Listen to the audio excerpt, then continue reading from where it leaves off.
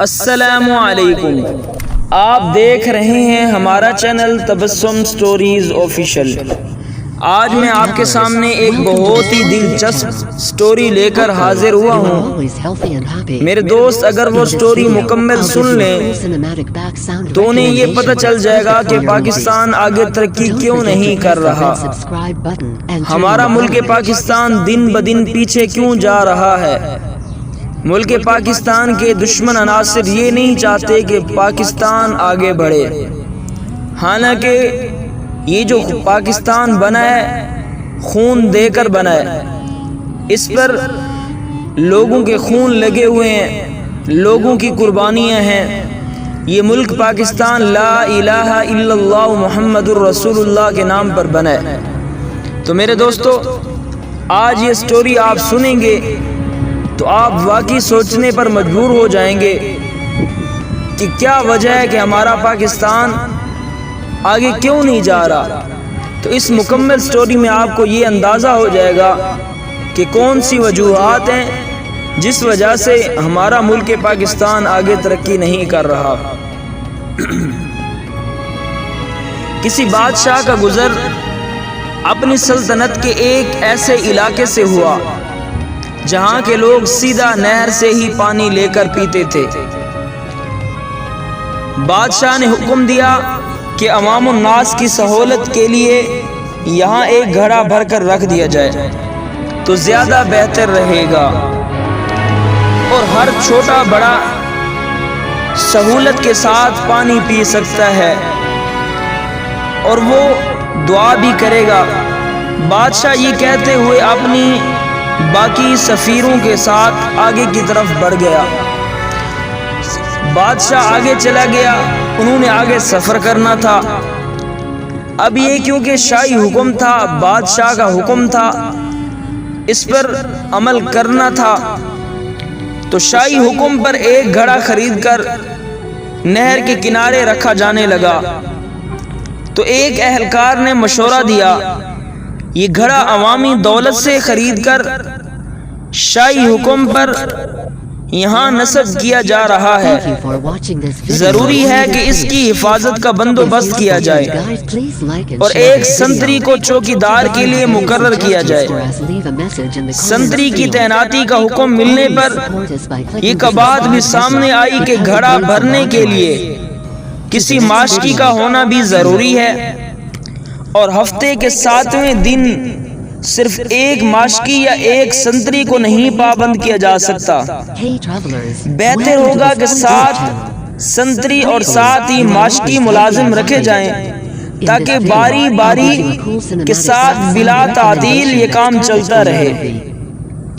ایک اور محنتی اہلکار نے رائے دی کہ نہر سے گھڑا بھرا ہوا اٹھا کر لانا نہ تو ماشکی کا کام بنتا ہے اور نہ ہی سنتری کا کام۔ اس محنت طلب کام کے لیے 7 بار برادر بھی رکھے جانے چاہیے جو باری باری روزانہ بھرے ہوئے گھڑے کو احتیاط سے اٹھا کر لائیں اور اچھے طریقے سے ڈھکنا لگا کر بند کر کے رکھیں۔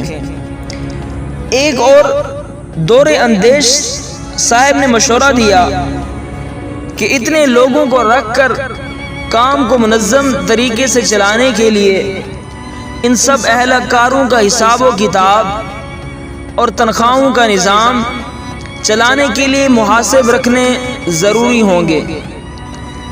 اکاؤنٹنٹ کا ادارہ بنانا ہوگا، اکاؤنٹنٹ متعین کرنا ہوگا۔ ایک اور 2 فہم و فراست اہلکار نے مشورہ دیا کہ یہ اسی صورت میں ہی یقینی بنایا جا سکتا ہے کہ ہر کام اچھے طریقے سے چل رہا ہو تو ان سارے ماشکیوں، سنتریوں اور بار برادریوں سے بہتر طریقے سے کام لینے کے لیے ذاتی معاملات کا ایک شعبہ قائم کرنا پڑے گا۔ ایک اور مشورہ آیا کہ یہ سب کچھ ٹھیک ہو رہا ہے، مگر ملازمین کے درمیان میں لڑائی جھگڑا یا کوئی زیادتی ہو جاتی ہے تو ان کا تصفیہ، ان کے درمیان میں صلح صفائی کون کرائے گا تاکہ کام بلا تعطیل چلا رہے۔ اس لیے میری رائے میں خلاف ورزی کرنے والوں اور اختلاف کرنے والوں کی تفتیش کے لیے ایک قانونی امور کا محکمہ قائم کیا جانا چاہیے۔ ان سارے محکموں کی انشاء کے بعد ایک صاحب کا یہ مشورہ آیا کہ اس سارے انتظام پر کوئی ہیڈ بھی مقرر ہونا چاہیے، ایک ڈائریکٹر بھی تعینات کر دیا گیا۔ سال کے بعد حسب و روایات بادشاہ کا اپنی رعایا کے دور کے دوران اس مقام سے گزر ہوا تو اس نے دیکھا کہ نہر کے کنارے کئی کنال رقبے پر ایک عظیم الشان عمارت کا وجود آ چکا ہے، جس پر لگی ہوئی روشنیاں دور سے نظر آتی ہیں اور عمارات کا دبدبہ آنکھوں کو خیرہ کرتا ہے۔ عمارات کی پیشانی پر نمایاں کر کے وزارت انتظامی امور برائے گھڑا کا بورڈ لگا ہوا ہے۔ بادشاہ اپنے مصاحبین کے ساتھ اندر داخل ہوا تو ایک علیحدہ ہی جہان پایا۔ عمارت میں کئی کمرے، میٹنگ روم اور دفتر قائم تھے، گیسٹ روم۔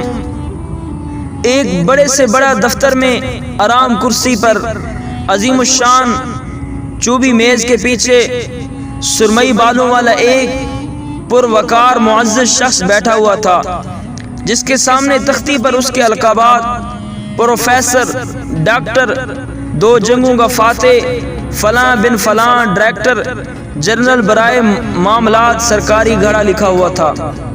بادشاہ نے حیرت کے ساتھ اپنے وزیر سے اس عمارت کا سبب پوچھا اور ساتھ ہی اس عجیب و غریب محکمے کے بارے میں پوچھا جس کا اس نے اپنی زندگی میں کبھی نام بھی نہیں سنا تھا۔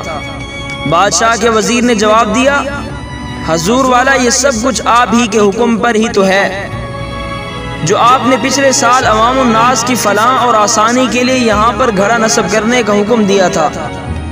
بادشاہ مزید حیرت کے ساتھ باہر نکل کر اس گھڑے کو دیکھنے گیا جس کو لگانے کا اس نے حکم دیا تھا۔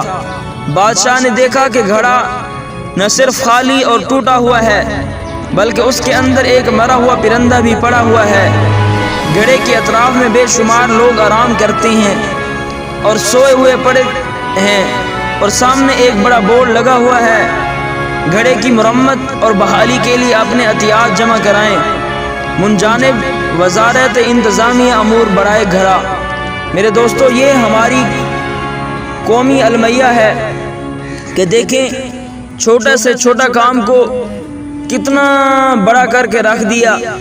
اگر ہم ایک افسر کو دیکھ لیں تو اس کے نیچے کام کرنے والے 5 افسر ہوتے ہیں جن کا خاص کوئی کام نہیں ہوتا۔ اس سے بڑے افسر کو دیکھ لیں، اس کے 4 گارڈ، 6 گارڈز ہوتے ہیں، 5 کک ہوتے ہیں، 3 کک ہوتے ہیں۔ میرے دوستو، ایک بندے کی خدمت کر رہے ہوتے ہیں، اب کام کرنے والا ایک ہے، حالانکہ وہ اپنے کام کرنے کی تنخواہ لے رہا ہے، مزدوری لے رہا ہے، جو ملک پاکستان کی غریب عوام پستی ہوئی غریبی میں اپنا ٹیکس دے دے کر ان کی تنخواہوں کو پورا کرتی ہے۔ پھر اس کے نیچے کئی نوکر رکھے ہوئے ہوتے ہیں، ان کی تنخواہیں ملک پاکستان کا ادارہ کر رہا ہوتا ہے۔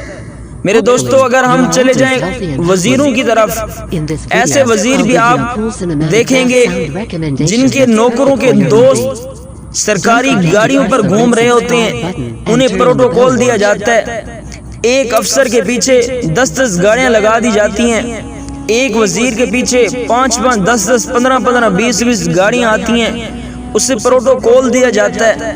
یہ کس کا پیسہ ہے؟ یہ ملک پاکستان کی غریب عوام کا پیسہ ہے۔ یہی ہمارا عالمیہ ہے کہ جو کام ہمارا 1000 روپے میں ہونا تھا، وہ قوم، وہ وزیر، وہ افسر وہ 1000 روپے کی بجائے لاکھوں روپے میں کرتے ہیں، جس کی وجہ سے وہ کرپشن کرتے ہیں، اور وہ کرپشن کرنے کی وجہ یہ بنتی ہے کہ ہمارا ملک پاکستان آگے ترقی نہیں کر سکتا۔ کیونکہ میرے دوستو، ہم نے صحابہ کرام کی تعلیمات کو چھوڑ دیا ہے، ہم نے صحابہ کرام کی تعلیمات پر ہم نے عمل نہیں کیا۔ میرے دوستو، جب حضرت ابوبکر صدیق خلیفہ بنے تو اپنے معمور کے مطابق سر پر کپڑے رکھے ہوئے تجارت کرنے کے لیے جا رہے ہیں، تو حضرت عمر نے دیکھا تو فرمایا، اے امیر المؤمنین، آپ تو ہمارے امیر المؤمنین ہو کر آپ مزدوری کریں گے، تجارت کریں گے؟ تو حضرت ابوبکر صدیق نے فرمایا جی ہاں میں تجارت کروں گا، اگر میں تجارت نہیں کروں گا تو میں گھر والوں کا پیٹ کیسے پالوں گا؟ جب ان کی تنخواہ مقرر کی گئی تو قربان جاؤں حضرت ابوبکر صدیق کے ان الفاظ پر کہ حضرت ابوبکر صدیق نے فرمایا کہ میری تنخواہ وہ ہونی چاہیے جو بہر مزدور کی ہوگی، اگر اس مزدوری سے میرا کام چل جائے گا تو مجھے قبول ہے، نہیں تو میں مزدور کی اجرت بڑھا دوں گا۔ میرے دوستو، حضرت عمر فاروق رات کی تاریکیوں میں گلیوں میں پھرا کرتے تھے، راشن پہنچایا کرتے تھے، حتیٰ کہ ایک عورت کے پاس راشن پہنچا کر کہتے ہیں اے بری عورت، اے میری ماں، اللہ کو میری شکایت نہ لگانا، اللہ کو میری شکایت نہ لگانا۔ یہ میرے دوستو حکمران تھے، یہ مسلمانوں کے خلیفہ تھے۔ ہمارے ملک پاکستان کے اس وقت جو حکمران ہیں چور ہیں، ڈاکو ہیں، ملک پاکستان کو کھا کر جا رہے ہیں، آتے ہیں لڑتے ہیں، اپنی سیاست کی باتیں کرتے ہیں، فلاں غلط ہے، فلاں غلط ہے، فلاں غلط ہے، اور اپنی جیبیں بھر کر چلے جاتے ہیں۔ ہمارے ملک پاکستان کی خیر خواہی کرنے والا کوئی نہیں ہے۔ جس ملک پاکستان کو لا الہ الا اللہ محمد الرسول اللہ کی بنا پر بنایا گیا تھا، آج اس پاکستان کا حال پوچھنے والا کوئی نہیں ہے۔ میرے دوستو، اللہ تعالی ہمارے ملک پاکستان کی حفاظت فرمائے اور چوروں اور ڈاکوں سے ہمیں بچا کے رکھے۔ میرے دوستو، اگر میری ویڈیو آپ کو اچھی لگی تو کمنٹ سیکشن میں اپنی رائے کا اظہار ضرور کریں۔